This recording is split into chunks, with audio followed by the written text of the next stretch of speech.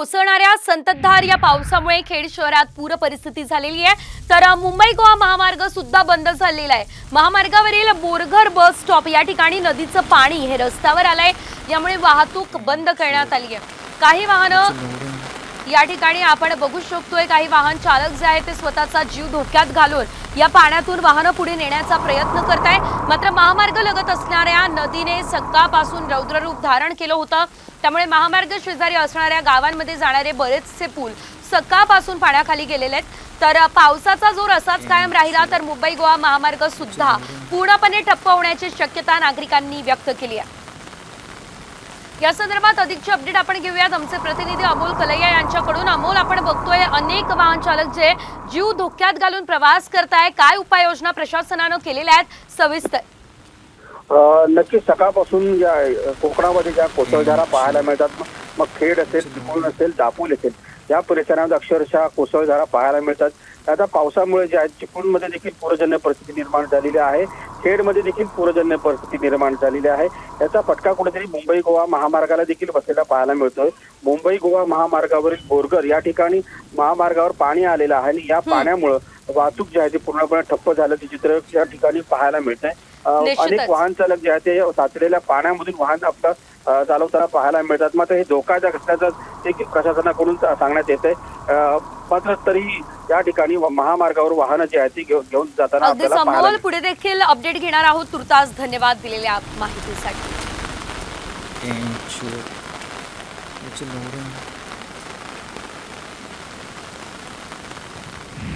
तर खेडमधूनच आणखी एक मोठी बातमी आहे। खेडच्या नामदरेवाडीकडे जाणारा रस्ताच वाहून गेलेला आहे। रत्नागिरीमध्ये कालपासून मुसळधार पाऊस सुरू आहे। मुसळधार पावसामुळे अनेक ठिकाणी पाणी साचलेलं आहे आणि सध्या आपण जर बघितलं तर या ठिकाणचा हा रस्ता वाहून गेल्यानं अनेक गावांचा संपर्क जो आहे तो तुटलेला आहे, त्यामुळे नागरिकांना अनेक समस्यांचा सामना या ठिकाणी करावा लागतोय। तर आपण या रस्त्याचे सुद्धा दृश्य बघू शकतोय, कशा प्रकारे हा रस्ता जो आहे तो पूर्णतः वाहून गेलेला आहे आणि यामुळे अनेक नागरिकांना तारेवरची कसरत करावी लागणार आहे।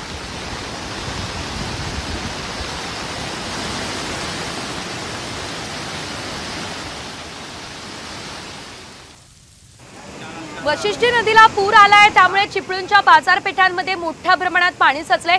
मच्छी मार्केट आणि नाईक पुलाजवळ पुराचं पाणी साचलंय। चिपळूणमध्ये एनडीआरएफचे जवान तैनात करण्यात आलेत। पूर्व परिस्थितीची पाहणी करून एनडीआरएफ कडून नागरिकांना काही सूचना देण्यात आलेल्या आहेत। एनडीआरएफच्या अधिकाऱ्यांसोबत आमचे प्रतिनिधी अमोल कलैया यांनी संवाद साधलाय, आपण तेही बघूया।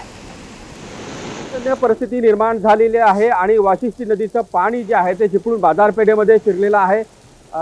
या ठिकाणी एनडीआरएफ की टीम देखील तैनात करण्यात आलेली है लोगों सुरक्षेसाठी। 5 बटालियन एनडीआरएफ से यहाँ पर हमारी जो टीम है यहाँ पर लगभग 15 जून से यहाँ पर चिपळूण में उपस्थित है। और जैसा कि आज बारिश का अलर्ट है और वशिष्ठी नदी का जो पानी है लगातार बढ़ रहा है, तो यहाँ के जो चिपळूण के एसडीएम महोदय हैं उनके द्वारा आदेश मिला है कि यहाँ पर अपनी पूरी टीम को लेकर अपने सारे सामान के साथ में यहाँ पर आप प्रेजेंट रहें। तो हमारी पूरी टीम यहाँ पर प्रेजेंट है, जिसमें 33 रेस्क्यूअर हैं। पानी जो है वो लगातार बढ़ ही रहा है और भी बढ़ने की उम्मीद है। सिविल प्रशासन के द्वारा पहले से ही यहाँ पर अलर्ट जारी किया हुआ है, तो जहाँ यहाँ की सिविल पब्लिक वगैरह है वो ऑलरेडी यहाँ से जा चुकी है, साइड कर दिया, जिससे जो भी फ्लड प्रोन एरिया में रहने वाले हैं। अमोल कलैया, साम टीवी, रत्नागिरी, चिपळूण। तर खेडमधल्या जगबुडी नदीने सुद्धा धोक्याची पातळी गाठलेली आहे। नदीचं पाणी लोकांच्या घरापर्यंत पोहोचलंय। खेड तालुक्यात सध्या मुसळधार पाऊस होतोय आणि त्यामुळे खेड प्रशासन मात्र अलर्ट झालेलं आहे। प्रशासनाकडून खबरदारी घेतली जाते।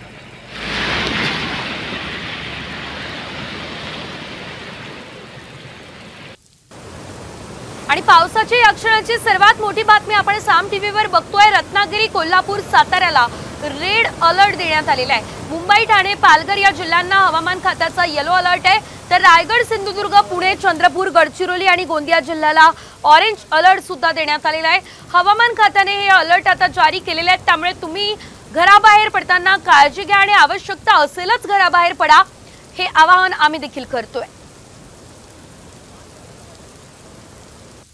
भंडाऱ्यातल्या गोसीखुर्द धरणाच्या पाणलोट क्षेत्रात मुसळधार पाऊस झालाय। तर धापवाडा बॅरेजचा विसर्ग वाढलाय, त्यामुळे गोसीखुर्द धरणाची पाणी पातळी नियंत्रित ठेवण्याकरता 14 गेट उघडण्यात येणार आहे। धरणाचा विसर्ग 700 क्युसेक पर्यंत सोडण्यात येईल, तर आवश्यकता भासल्यास धरणाच्या विसर्गामध्ये टप्प्याटप्प्याने 2000 क्युसेक पर्यंत वाढ केली जाणार आहे। तरी नागरिकांनी सतर्क राहण्याच्या सूचना आता देण्यात येत आहेत। तर रायगडमधल्या कुंडलिका नदीच्या पाणी पातळीमध्ये वाढ झालेली आहे। प्रशासनाकडून नागरिकांना सतर्कतेचा इशारा देण्यात आलेला आहे। कुंडलिका नदीच्या जुन्या पुलावरून पाणी वाहत आहे आणि त्यामुळे खबरदारी म्हणून जुना पूल वाहतुकीसाठी बंद करण्यात आलेला आहे। रोहा ते अलिबाग वाहतूक विस्कळीत झाली आहे।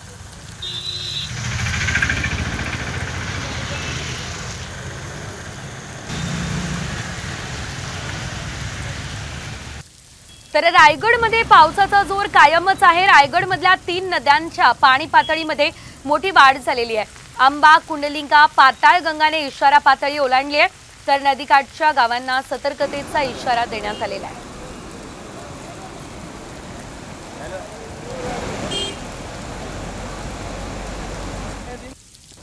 रत्नागिरीच्या खेडमधील दिवाणखवटी नदीला पूर आलेला आहे। गणेशवाडीतील 7 वाड्यांचा संपर्क तुटलाय, तर मुसळधार पावसामुळे ग्रामीण भागातील जनजीवन विस्कळीत झाले। महसूल आणि पोलीस प्रशासनाकडून खबरदारी सुद्धा घेतली जाते।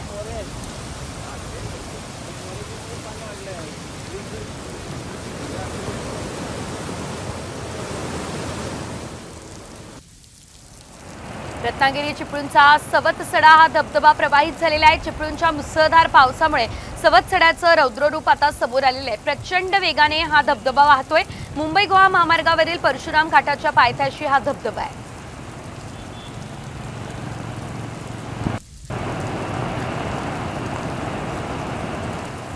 तर रत्नागिरीच्या राजापूरमध्ये पूरजन्य परिस्थिती निर्माण झालेली आहे। अर्जुना आणि कोदवली नदीला पूर आलाय। राजापूर नगर परिषदेकडून बाजारपेठेतील व्यापाऱ्यांना धोक्याच्या सूचना दिल्या जात आहेत। नागरिकांनी सुद्धा सतर्क राहावं असं आवाहन केलं जात आहे।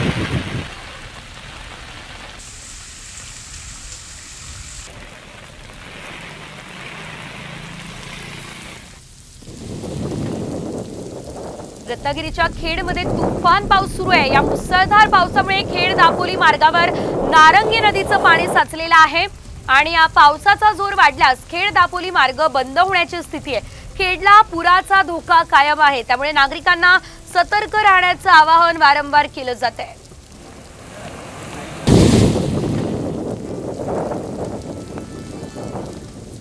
तर रत्नागिरीमधल्या मंडणगडमध्ये देखील मुसळधार पाऊस आहे। पावसामुळे अनेक सखल भागांमध्ये पाणी तुंबलंय। एसटी डेपो, शासकीय रेस्ट हाऊस परिसर पूर्ण जलमय झालेला आहे, तर पाण्यातून वाट काढताना वाहन चालकांना कसरत करावी लागते।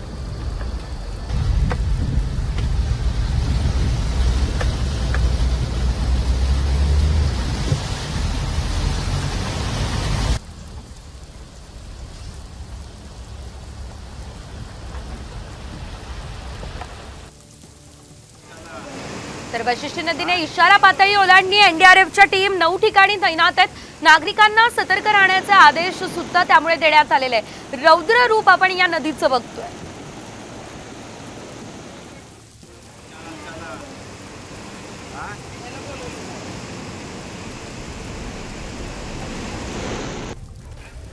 सिंधुदुर्गातल्या सर्वात उंच असणारा बाबा धबधबा आता प्रवाहित झालेला आहे।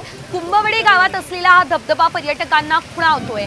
आंबोलीपासून 20 किलोमीटर अंतरावर असलेल्या या बाबा धबधब्यावर मोठी गर्दी झाली आहे। विविध भागांमधून पर्यटक या धबधब्यावर दाखल झाले। मनसोक्त आनंद लुटताना हे पर्यटक सध्या दिसत आहेत।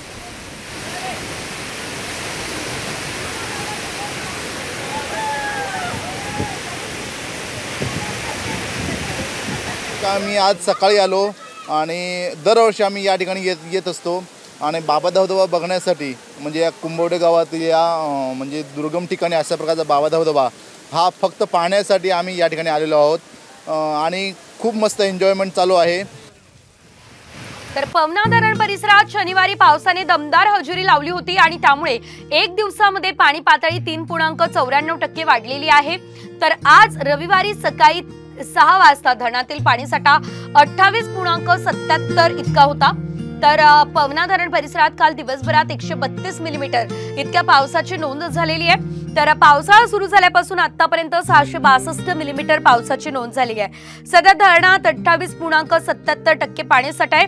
पवना धरणाचे ड्रोन कॅमेऱ्याने घेतलेले विलोभनीय खास दृश्य साम टीव्हीच्या प्रेक्षकांसाठी आपण बघतोय।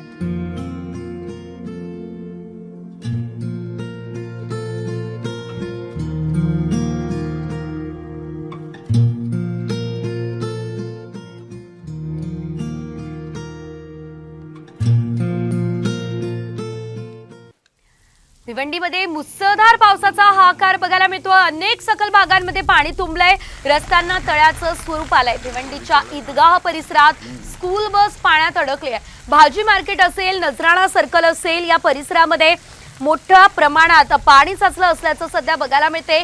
तीरबत्ती मंडई, शिवाजी चौक जलमय झालाय, तर नागरिकांच्या घरांमध्ये, दुकानांमध्ये पाणीच पाणी झालेलं आहे।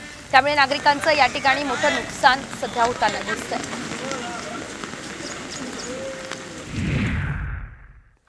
तर तुम्ही जर भुशी डॅमवर जाण्याचा प्लॅन करत असाल तर मोठी बातमी आहे, कारण भुशी डॅमवर जाण्यास पर्यटकांना मज्जाव करण्यात आलेला आहे। पाण्याच्या प्रवाहात वाढ झाली आहे, त्यामुळे हा मज्जाव झालेला आहे। तरी देखील पर्यटकांची हुल्लडबाजी मात्र सुरू आहे। पर्यटकांकडून सेल्फी काढण्यासाठी भुशी डॅमच्या पायऱ्यांवरती जाऊन सेल्फी काढली जाते।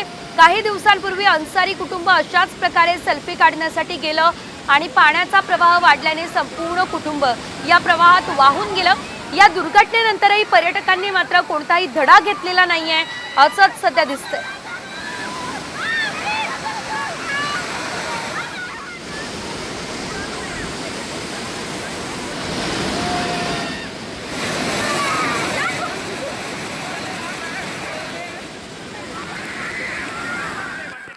रायगड जिल्ह्यात सर्वच भागांमध्ये अधूनमधून जोरदार पाऊस सुरू आहे। उत्तर रायगडमध्ये पावसाचा जोर अधिक आहे। खोपोली शहरातल्या हायको कॉर्नर, युनिमाउंट रेसिडेन्सी भागात रस्त्यावर पावसाचं पाणी साचलं।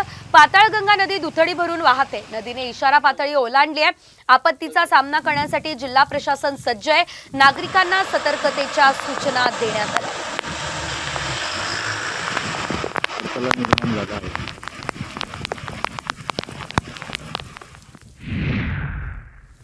तर मुंबई पुणे एक्सप्रेसवेवर पाणी साचलेलं आहे। बोरघाटात गाड्या पाण्याखाली आहेत, तर कमरे इतक्या पाण्यातून मार्ग काढण्याची वेळ या ठिकाणी आलेली आहे।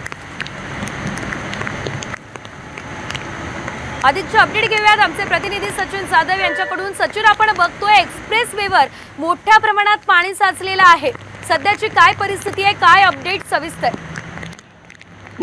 आपण जर का पाहिलं तर हा जो एरिया एक्सप्रेसवेचा खोपोली खालापूर अंडर येतो। या ठिकाणी जर का पाहिलं तर काल संध्याकाळपासून खोपोली असेल, खालापूर असेल, त्याचप्रमाणे एक्सप्रेसवेचा पुणे आदीमधला लोणावळा भाग असेल, यामध्ये प्रचंड पर्जन्यवृष्टी झालेली आहे।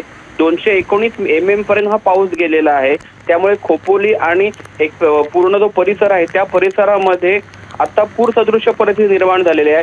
त्याचाच फटका आज सकाळी मुंबई पुणे जुन्या महामार्गाला बसला होता। तर आता एक्सप्रेसवेवर देखील तीच परिस्थिती निर्माण झालेली आहे आणि साधारणतः 2.5 फुटाच्या आसपास पाण्याची पातळी झालेली आहे।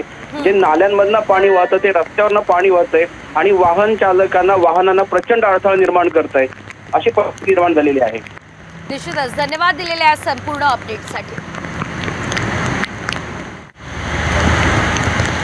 तर आपण बघतोय या महामार्गावर मोठ्या प्रमाणात पाणी साचलेलं आहे आणि त्यामुळे वाहन चालकांना आपली वाहनं या पाण्यातून काढण्यासाठी कसरत करावी लागते।